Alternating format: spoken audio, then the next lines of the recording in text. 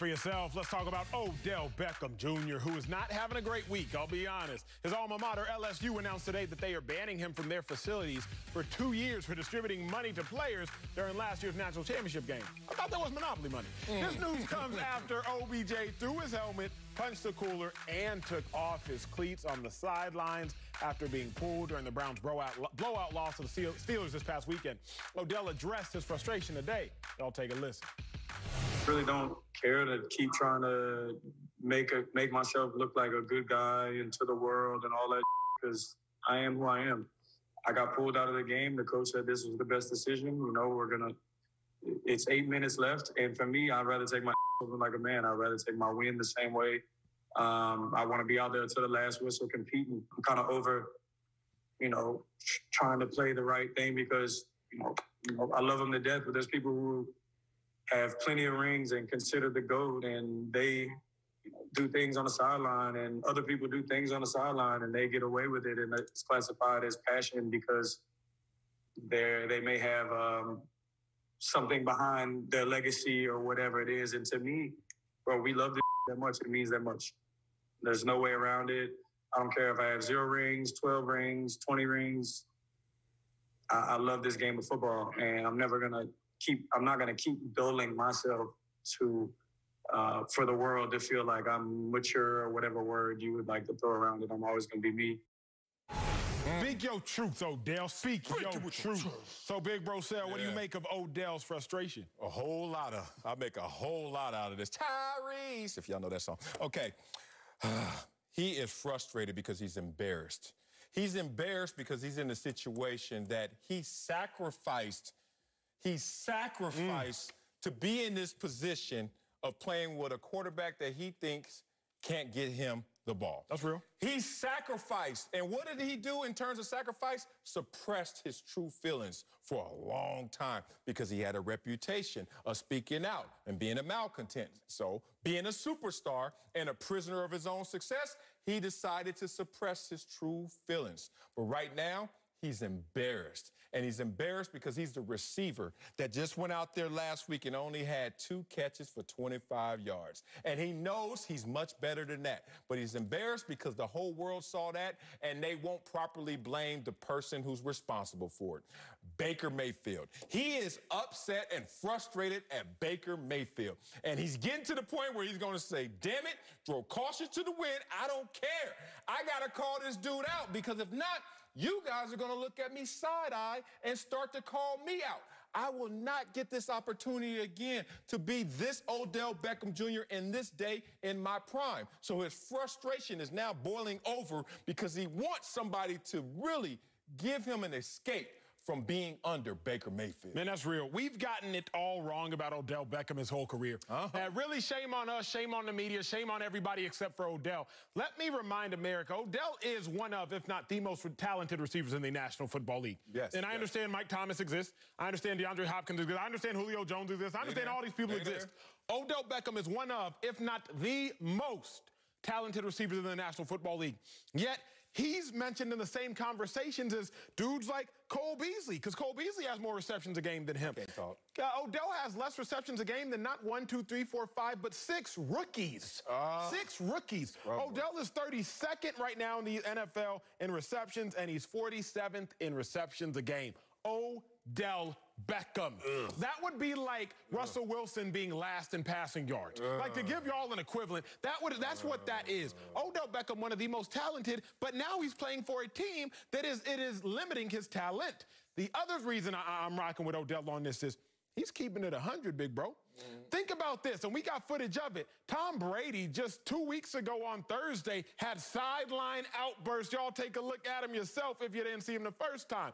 Cussing, irate, dog cussing people, saying this, that, and the third. And you know what we said about Tom Brady? He's passionate. We said Tom Brady is a leader. Tom Brady's going to keep everybody in check. But when Odell did it, just last year, if we take a look at that as well, Odell Beckham, he's yelling at talking to his head coach passionately. I don't even see him cursing. If we're talking about anything, I don't even see Odell cursing. He's just passionately talking with this head coach. And we say that he's emotional. We say he's a distraction. We say he's a diva. I'm not going to talk about all the reasons why we talk differently about Odell than Tom. But what I am going to say is this. We have vilified Odell Beckham for far too long. Odell is not the villain. Odell is the victim. We need to get it right, and I respect Odell for venting his frustration. I like all that. Let's keep going. Let's get some more layers out of this. Odell Beckham is sitting there with a mountain of regret right there in his gut. Mountain of regret. It reminds me of Blake Griffin, how Odell got Blake Griffin's superstar early in this league. Sign a big deal because I'm staying here and I'm going to make this happen. And then one day, you got to go.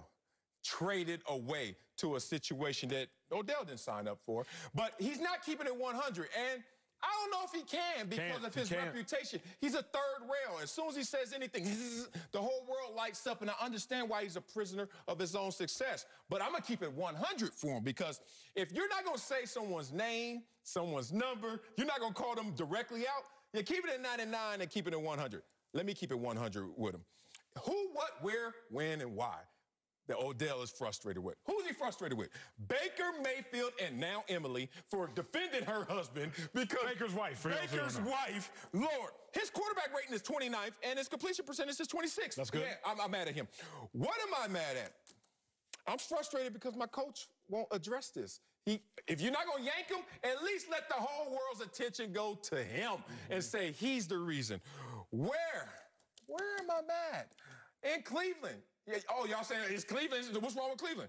LeBron from Cleveland, he left there twice. So something's wrong with Cleveland. When are you mad? Right now, all day, every damn day. Because I am losing why I'm mad. My prime years, every single second. I was out to lunch one time with my wife and Neil deGrasse Tyson, smart, like next level, like our brains combined. Texas alum. Is he? Yeah, I think he's a Texas alum. Damn, no wonder that's the NASA guy. Yeah. That's my guy. I love him, like man crush. And we were out to eat, and he was there, and he's been on the show before, so I just said hi, and that turned into a lengthy discussion of all things I didn't understand. But it was fun. But the thing he told me, it's a little bit of a parallel. He said, as young parents, as me and my wife are, he's like, when you take pictures, when you talk about your kids, it's amazing. What you're really doing is capturing a moment in time that will never exist again. And what you're really feeling, because you get emotional about it, is those kids will never be as young as they are in that moment ever again. Odell knows every time he goes out there and puts 2 catches for 25 yards, I done wasted some of my toothpaste, some of my juice. I would never be as spry as that. I may plateau, I may try and enhance it, but you don't get those years back, big dog, and I think that's where the frustration is. I would say this, and I'm thinking about it now as you speak. Let's go. Name a more talented player who has had more talent wasted. Other than injury? Yeah. You could argue Russell Wilson his first couple years, but now we have the whole let Russ cook campaign. Yeah, it's real. Like Russ is saying, yo, I'm a freak talented quarterback. Yeah. I'm as good as Patrick Mahomes, but now we're letting him cook. You could say feed Zeke. Ezekiel Elliott was saying, hey, I'm the best running back in the league, but I'm not getting all the carries I should be getting. Okay. The last 2 years, the feed Zeke mantra has really moved in. Dude got it tatted on his back, on his stomach. You could say Deshaun Watson. Like, you could make that strong argument. But they got rid of Bill O'Brien, the head coach and GM.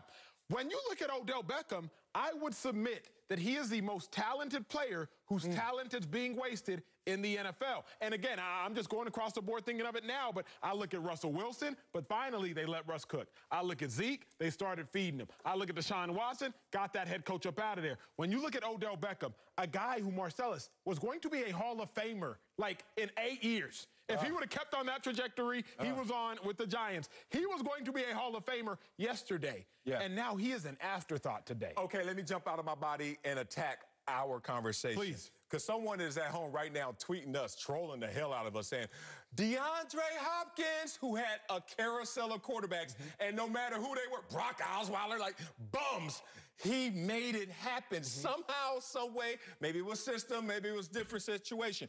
But DeAndre Hopkins comes to mind on the flip side of this argument to push back at us. But Odell's sacrifice, the suppression of how he really feels and how he's being wasted here. And remember, everyone out there knows, never do you sign up to sacrifice for less in return. Odell seems like he's doing just that. Coming up, the Dodgers took Game 1 in the World Series last night. Nick Swizzy Swish joins us to break it all down next. Speak for yourself.